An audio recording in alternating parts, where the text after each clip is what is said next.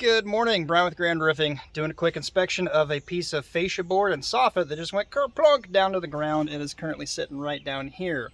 So get a call to come look at this. We're out here checking it out and we could probably learn a couple things from this. One, if you're replacing your fascia board, you need to make sure whether you're using screws or nails are long enough to penetrate the rafters. So check this out. First off, the entire thing came down in one go. And if you look at the fascia board here, the only thing I see is a little stub of a screw sticking out, probably a 1/2 inch, not very far if it'll focus. It's not even the thickness of my finger. I mean, it's barely poking in. You got one, about every 2 foot or so. Not very much penetration into the wood. It's basically just kind of tapped into there. So that's ultimately why this whole thing fell down. Looking up at this, shouldn't be a very hard repair, but I noticed a little bit of rot right here under the decking and a little more significant rot on the decking right here. So right here is something I want to point out and show. I've seen guys do this and it's really a stupid idea. I don't know what their thinking is, where they run the edge metal across. Now maybe in a certain rare case that could be okay, but it's really not needed.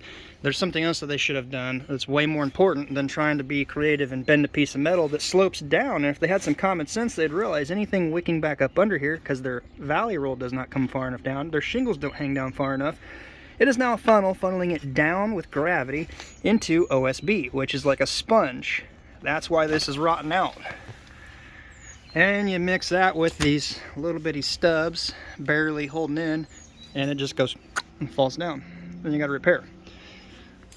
This is just more of an issue right here.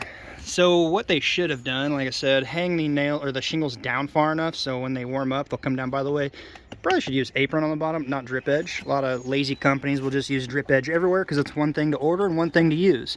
Apron is designed a little bit different to come down further typically, up the roof deck further, and drip edge is for the gables. If they would have hung the shingles down farther, not had this slope down, and then when they put their ice and water into the valley roll, actually hung it out farther, and tip on that. A lot of guys will bring it down so it barely hits here. Well, if it's a straight edge, it's short on the 2 sides going up. So run it down plenty far, and then you can cut a web, leaving it a little bit of an extension into here. Choose your depth, your hang down, doesn't matter. Just you want it hanging down so the water can get past this point and not roll back up under. So yeah, just kind of common sense. Roofing's really not hard if you just think about it for a second.